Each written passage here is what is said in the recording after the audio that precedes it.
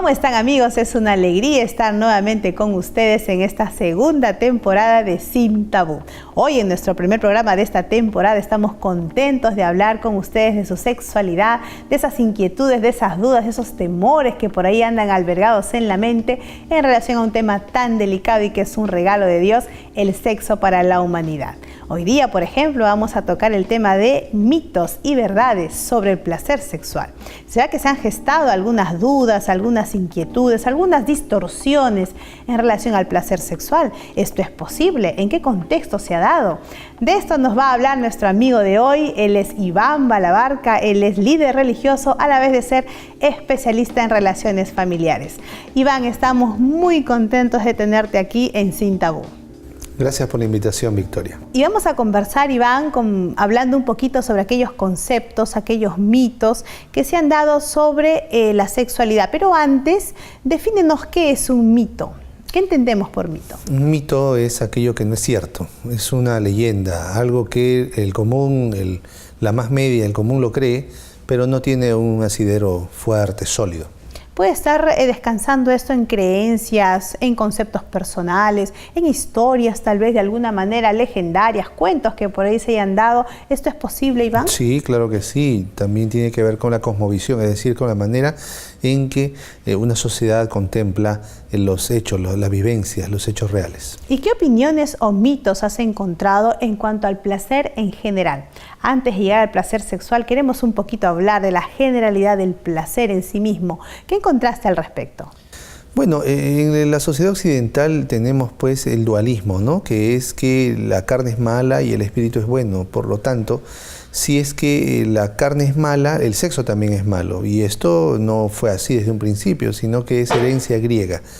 La iglesia cristiana lo que hace es tomar el pensamiento filosófico griego, lo adapta al cristianismo y entonces surge una nueva tendencia judeocristiana que dice pues que la carne es mala, hay que lacerarla, hay que golpearla, por lo tanto el sexo también es malo. Incluso se pensaba que el pecado original de Adán y Eva fue el pecado sexual. ¿Y esa dualidad de la que tú bien nos hablas, tendrá alguna relación directa con la sexualidad? Claro que sí, el tema sexual desde que parte que es físico, entonces pues tiene que ver con lo pecaminoso, tiene que ver con lo malo, con lo que nos ata a esta tierra, según esa creencia popular. Sin embargo, la Biblia no habla de eso.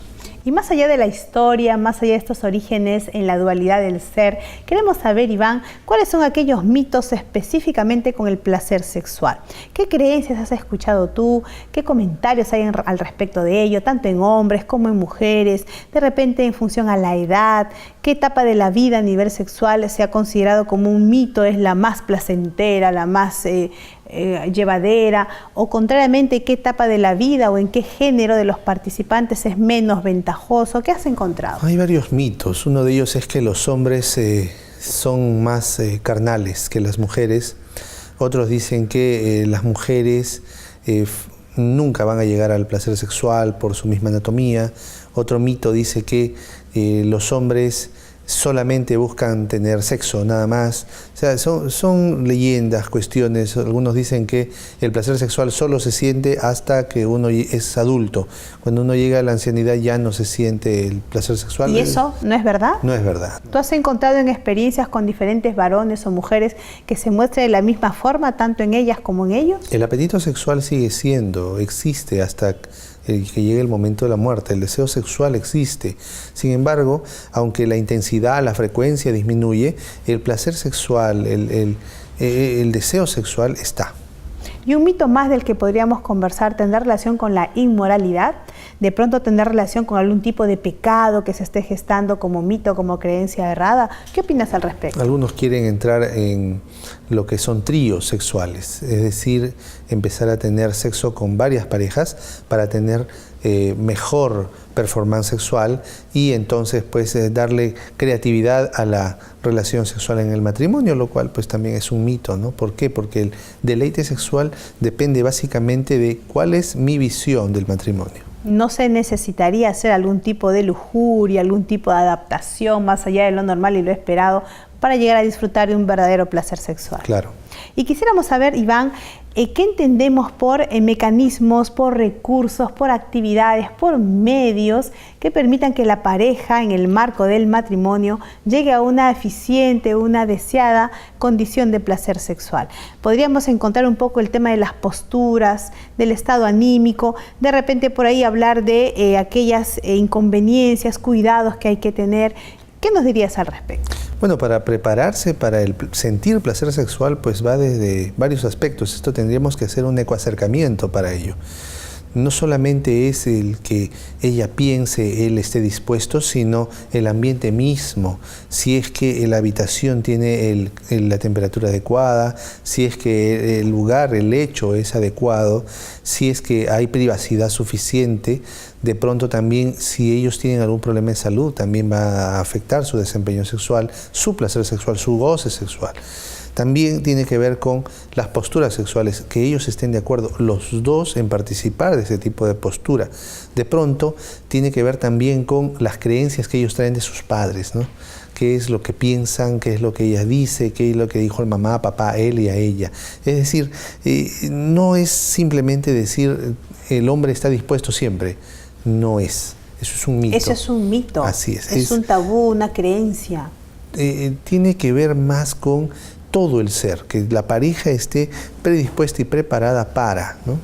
Dice Iván que las damas necesitan una preparación mucho más amplia, más cuidadosa, un bienestar emocional óptimo para que pueda tener un buen desempeño sexual. ¿Pasará lo mismo con los varones?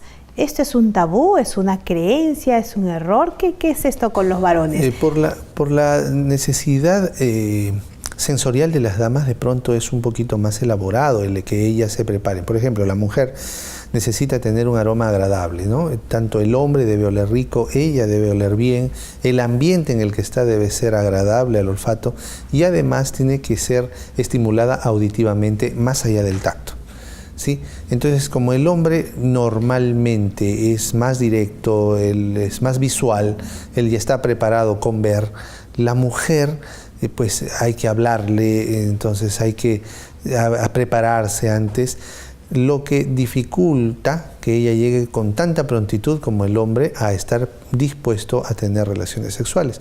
Entonces eso es lo que hace que la mujer, entre comillas, sea más lenta en llegar al deleite sexual. Eso nos lleva a pensar, ya que has tocado el tema desde la perspectiva de los varones, que el orgasmo en los varones puede tener una forma diferente, algunas implicancias, algunos elementos de control, como por ejemplo la regulación, la velocidad, el placer de la compañera. ¿Qué nos dirías al respecto de tener en cuenta en cuanto al orgasmo masculino? El principal órgano sexual es el cerebro. Depende de que él aprenda en el transcurso del matrimonio y de su quehacer sexual a manejar sus pensamientos, a controlarse, a fin de que lleguen los dos al orgasmo, no solamente él. Es muy fácil que el hombre llegue al orgasmo. La mujer es un desafío, entonces él debe lograr que ella llegue al orgasmo juntos o antes que él, y va a exigir de él muchas destrezas que va a ir adquiriendo con el paso de los años y de la práctica. ¿Y qué tanto así ocurre en las mujeres? Las mujeres, ¿qué implicancias, qué condiciones tendría que tener en cuenta ella en sí misma y el varón también, que es su compañero, su esposo, para poder llegar a esta situación anhelada, deseada, que es el orgasmo en las damas? Ella tiene que tener no solamente preparación a nivel de aromas, a nivel de olores, sino también a nivel auditivo, y además debe estar cómoda. No solo cómoda físicamente, sino cómoda con el ambiente, con la situación que generó el estar juntos. Por ejemplo, él le trajo un regalo, de pronto él tuvo un detalle con ella, él acostó a los niños, él ayudó a lavar los platos. Entonces algunas damas se estimulan con estas actividades y entonces se predisponen a... Esto nos lleva a pensar, Iván, y vamos a suponer un poquito una realidad en la que hay condiciones externas a la realidad del varón y de la mujer que podrían alterar el desempeño sexual. Se me ocurre el tiempo, por ejemplo. El cansancio sería otro. ¿Qué otros elementos encuentras tú que puedan hacer que el orgasmo no se alcance en ella o en él? Van desde elementos que pueden parecer irrisorios, como un temblor, ¿sí? Entonces, se desencajó toda la situación, o hasta elementos muy comunes en un matrimonio, que el niño toque la puerta, ¿sí? O que los bebés despierten y lloren. Entonces, en el caso del hombre, el hombre podría continuar y puede decir esperen, que los niños esperen, pero la mujer ya no. Y en el caso del varón y la mujer, ¿a quién le resulta más fácil manejar esas situaciones imprevistas? Al varón. Él las puede controlar mejor. Lo que pasa es que el varón no es muy auditivo. El varón puede continuar sus actividades al margen de, puede decir no escucho y sigue. La mujer no, la mujer es más, tiene un acercamiento más ecológico total del tema. Ella va a escuchar todo lo que le rodee. Por eso es que las relaciones coitales generalmente se dan en la noche. ¿Por qué? Porque ya está todo en neutro, desde el mismo color de la noche, ya se dispone el cerebro a estar relajado. ¿Existe, Iván, la eyaculación femenina? Sí, existe la eyaculación femenina, que es no es como el hombre, ¿no? Que va a, como se dice vulgarmente, disparar semen o líquido seminal cargado con espermatozoides si es que no se ha hecho la vasectomía, sino que es una sustancia lubricante que la mujer va a ir generando para poder tener un mejor desempeño mecánico al momento del coito. ¿Es propio decirle eyaculación? ¿Por qué no decirle lubricación? De pronto, ya que cumple la función de lubricar. Bueno, el término lo adaptan, se acepta, se usa, entonces se da. Y a nivel del placer sexual, Iván, ¿será que encontramos algunas condiciones donde hay un sincronismo, un engranaje, una perfecta simetría entre el hombre y la mujer? ¿Esto es real? ¿Es un mito? Desde que el hombre tiene pene y la mujer tiene vagina, anatómicamente están predispuestos y diseñados para poder engranar, para poder encajar. Sin embargo, hay raras excepciones, ¿no? Y bueno, de las excepciones no se hacen reglas, en que pues la mujer tendría que tener una vagina muy estrecha, muy corta, o el hombre tener un pene muy grande, muy largo, para que haya algún tipo de asintonía en el momento de tener coito. O sea, a nivel estructural, a nivel biológico, nos va diciendo nuestro especialista de hoy, Iván Balabarca, terapeuta en familia, que no hay ningún tipo de diferencia en la estructura anatómica entre hombres y mujeres, siempre va a funcionar. De ahí que el tema de la infidelidad vaya más allá de simplemente el goce coital, ¿sí? ¿Por qué? Porque las estructuras son las mismas, ¿sí? Va más allá. No es que el hombre sea carnal o tan carnal, o la mujer esta es tan carnal que buscó otra opción sexual en otro hombre, o el hombre en otra mujer, sino que va mucho más allá, es mucho más complejo el tema. ¿Cuál sería un caso de asincronía, más allá de lo estructural? Bueno, cuando él no la respeta, la insulta, no la valora, o se porta como un hijo más. Entonces ella por ahí descubre que hay un hombre que sí es un hombre, no quiere ser criado, quiere ser parte de, entonces se puede sentir atraída por él. Más allá de la estructura, las estructuras genitales son las mismas en todos los varones, pero en el caso de ella pues está buscando algo más que eso. Qué interesante todo lo que nos va diciendo Iván. Él es especialista en relaciones familiares y estamos muy encantados con todas las verdades que él nos va impartiendo a través de sus conocimientos en nuestro tema mitos y verdades sobre el placer sexual. Una de las cosas que queremos hablar contigo, Iván, es cuáles son aquellos mitos sobre el orgasmo múltiplo. ¿El orgasmo múltiple existe? ¿No existe? ¿En quién se encuentra más? ¿En varones? ¿En mujeres? ¿Qué nos dirías al respecto? El orgasmo múltiple generalmente se cita con que es para la mujer, porque la mujer puede tener varios orgasmos, puede llegar a tener 2, 3, 4 orgasmos en un mismo episodio de coito sexual. Y siempre y cuando el hombre, su esposo, sea capaz de no eyacular mientras ella tenga esos orgasmos. Eso demandaría una rendición física muy grande de parte del esposo, en el ejemplo que tú tomas. Y de parte de ella también. Ella aparentemente al natural es una mujer con orgasmos múltiples. Él tendría que ajustarse al nivel de demandas de ella. No es que la mujer, que haya mujeres que tiendan a orgasmos múltiples, sino que es lo que se podría decir que responde ya más a la habilidad del esposo para que ella llegue a varios orgasmos. ¿Sí? No es que hay mujeres que tienen varios orgasmos de manera natural. Y ahora, el hombre solo puede tener un orgasmo. Después de eso tiene que esperar porque el pene se volverá flácido, tendrá que esperar pues unos 20 minutos o una media hora para volver a tener otro orgasmo. De esa manera sería la dinámica sexual en este tipo de pareja que bien nuestro especialista nos menciona como ejemplo. Así es, él tendría que esperar para tener otro orgasmo, pero como no puede tener varios orgasmos seguidos, entonces se dice que el hombre no puede tener orgasmos múltiples y la mujer sí. Iván, ¿habrá algunas consecuencias del placer sexual? Cuando el placer pasa a ser el placer en sí mismo, puede haber consecuencias. A esto hay una palabra antigua que hoy día no se usa mucho, es temperancia. Es decir, todo placer lícito tiene que tener límites.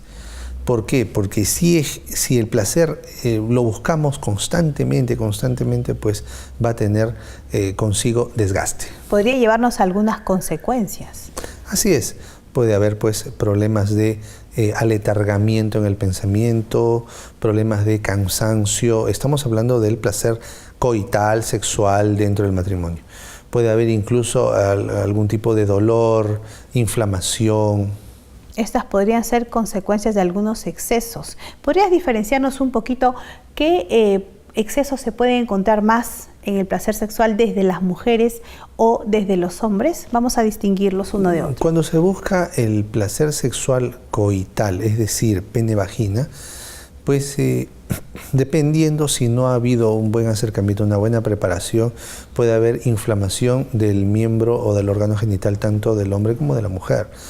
Pero si van más allá, si el sexo anal, sexo oral, entonces puede haber problemas posteriores como inflamación de la próstata, como descensos, inflamación de la vagina, etc. Muy bien, Iván, entendemos que estas dos son excesos en los que se podrían caer buscando placer sexual. Y de esto seguiremos conversando, no antes haciéndoles recordar que pueden dejarnos sus opiniones, sus inquietudes, sus preguntas al blog del programa, al correo electrónico o al Facebook. Volvemos en el siguiente bloque de Sin Tabú.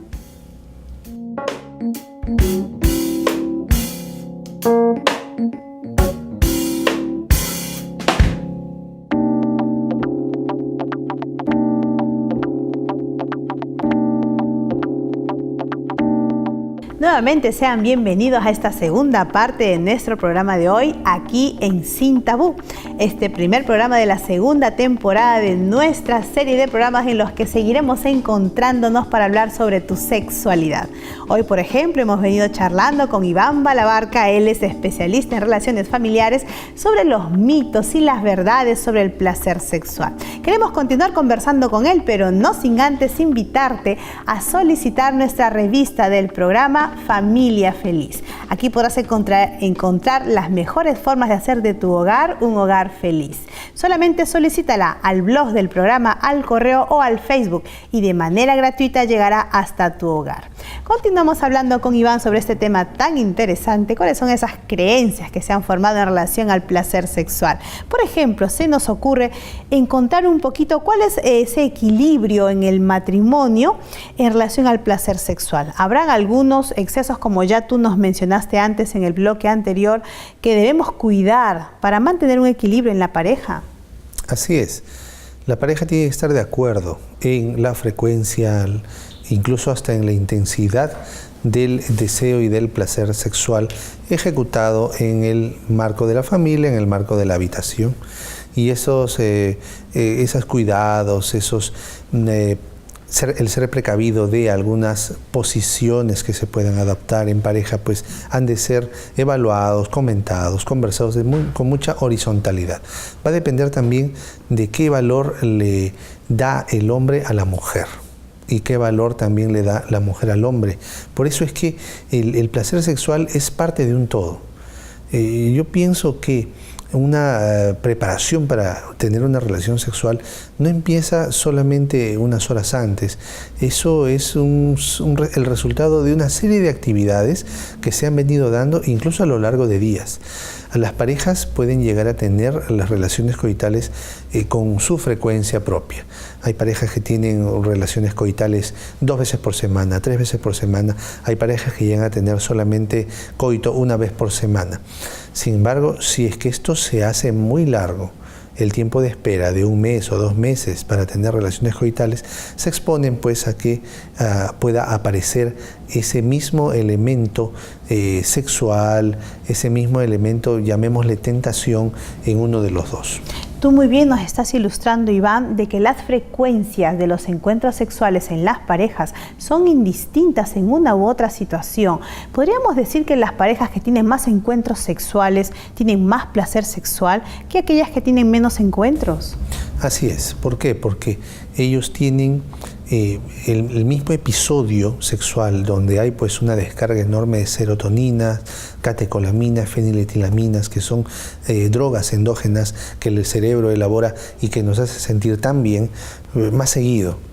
Entonces pues las fuentes de placer sexual son más constantes y pues la mujer, el hombre mismo van a ser más felices en ese aspecto.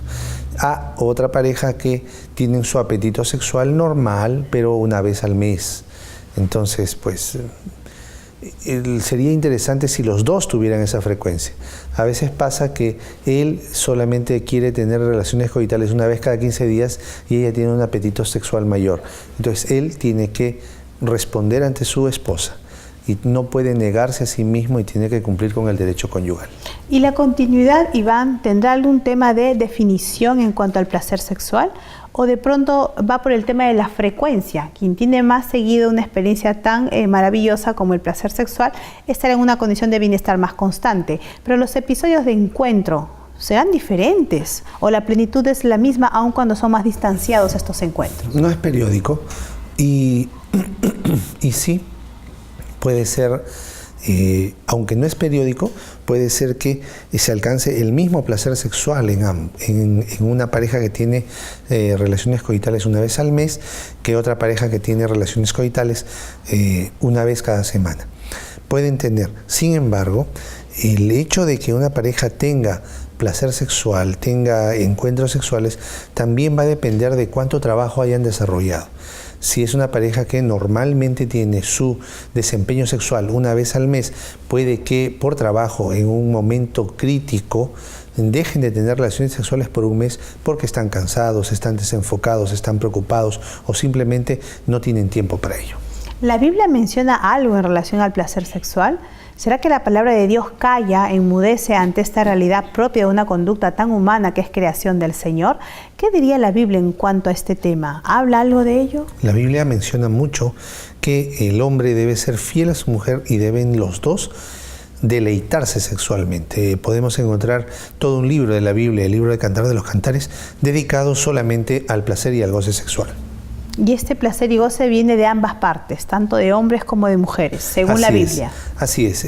La mujer no es un ser inferior al hombre, sino es un ser creado igual que él, y los dos están con los mismos derechos y deberes en cuanto a lo sexual. ¿Y podemos, Iván, encontrar algunos límites desde la palabra de Dios en esta connotación del placer sexual, los cuales deberíamos tener en cuenta, deberíamos cuidar? La palabra de Dios habla de algunos límites. Así es. Ahí dice que no debemos dejar de tener relaciones sexuales con la esposa a menos que sea por un corto periodo y de mutuo acuerdo. Es decir, el que en una pareja uno de los dos castigue al otro, entre comillas, negándose a tener relaciones sexuales, está visto muy mal a la vista de Dios. Tienen que los dos tener relaciones coitales con la frecuencia que la pareja tenga. Otra cosa también que la palabra de Dios dice es que deben ser fieles. Es decir, el hombre debe ser monógamo y la mujer también. Estos consejos que tú nos das, Iván, son muy pertinentes para nuestra sociedad, para nuestro medio, y estamos seguros que más de uno de los amigos y amigas que nos escuchan y nos ven van a tener muy atesorado, puesto que les interesa lo que la Biblia dice en relación al placer sexual. ¿Alguna otra cosa más que tú hayas encontrado desde la recomendación bíblica en cuanto al placer sexual? Que el hombre debe tratar con mucha delicadeza a la mujer. Eso es parte del deseo sexual, del placer sexual. Y cuando leemos y estudiamos el libro Cantar de los Cantares, vamos a descubrir que el hombre le habla mucho a la mujer en el tema del placer sexual. O sea, es decir, para que la mujer llegue al clímax es necesario que él le hable mucho. ¿Quién de los dos tendría que tener más apertura por la cantidad o la calidad de los consejos que la Biblia da? ¿Más las mujeres, más los varones? ¿Qué has encontrado? El hombre. Es el hombre quien debe escuchar más los consejos ya que están dados específicamente para él, ya que es la voluntad de Dios que el hombre se constituya líder del hogar, no solamente en el tema de las finanzas, sino también en el tema sexual y en el tema incluso de representatividad. Eso, ¿será que hay una representación que la Biblia nos transmite en cuanto a la relación de pareja? Lo que pasa es que la Biblia dice que el hombre debe ser cabeza de la mujer, pero no es que la sujete, la domine, la sojuzgue, sino que la mujer, cuando es bien tratada, es cuidada, es comprendida, es valorada, entonces naturalmente quizás la palabra va a sonar y se puede malinterpretar. Naturalmente se va a someter al hombre, pero siempre y cuando el hombre la cuide, la valore, le dé su lugar. Muy bien, Iván, estamos muy encantados con todo lo que él nos está compartiendo sobre los mitos y verdades sobre el placer sexual. Para terminar nuestro programa, Iván, quisiéramos que tú de repente, a la luz de la palabra de Dios, de todos los conocimientos, las experiencias vividas en función a otras parejas que él ha atendido, acompañado, ¿qué consejo nos darías, qué recomendación, qué reflexión nos dejarías en cuanto a estos mitos y verdades que hay en función al placer sexual? La palabra de Dios dice que debemos tratar a la mujer como delicada gacela. Es decir, tenemos que pensar que ella no es otro hombre. Es una mujer que piensa diferente, tiene una aproximación diferente al tema del sexo que el varón. Y entonces a la mujer hay que amarla no como nosotros queremos, sino como ella necesita ser amada. ¿Y todas las mujeres necesitan la misma forma de amor? En general, sí. Es decir, que haya un acercamiento higiénico, saludable, respetuoso, pero más allá de eso, la preparación para tener más placer sexual va a depender también de las características, de la educación de ella, del background, del mundo que tenga. Iván, estamos muy encantados con todo lo que tú nos has compartido hoy y nos gustaría, a manera de cierre, de conclusión, alguna idea central que tú nos quieras dar a la luz de la Biblia. Quisiéramos saber qué dice ella sobre el placer sexual. Permíteme abrir la Biblia en Proverbios, capítulo 5. Dice ahí en el versículo 17, esas aguas son para ti solo, no para compartirlas con gente extraña. Bendito sea tu manantial, alégrate con la mujer de tu juventud, con esa cervatilla amada y graciosa, sacíate de sus caricias en todo tiempo, recréate siempre con su amor. Y aunque el texto bíblico lo plantea para el hombre, también se puede plantear para la mujer. Es decir, el derecho conyugal y el placer conyugal es lícito en el matrimonio. No tiene que ser restringido, pero sí regulado en el marco de la temperancia. Muchas gracias, Iván, por haber venido hasta este primer programa de la segunda temporada de Sin Tabú. Estamos encantados de haber compartido con él el tema de hoy, mitos y verdades sobre el placer sexual. Recuerda que tus preguntas, tus inquietudes, tus comentarios serán bienvenidos al escribirlos en el blog, en el correo electrónico o en el Facebook del programa. Nos vemos en el siguiente programa de Sin Tabú.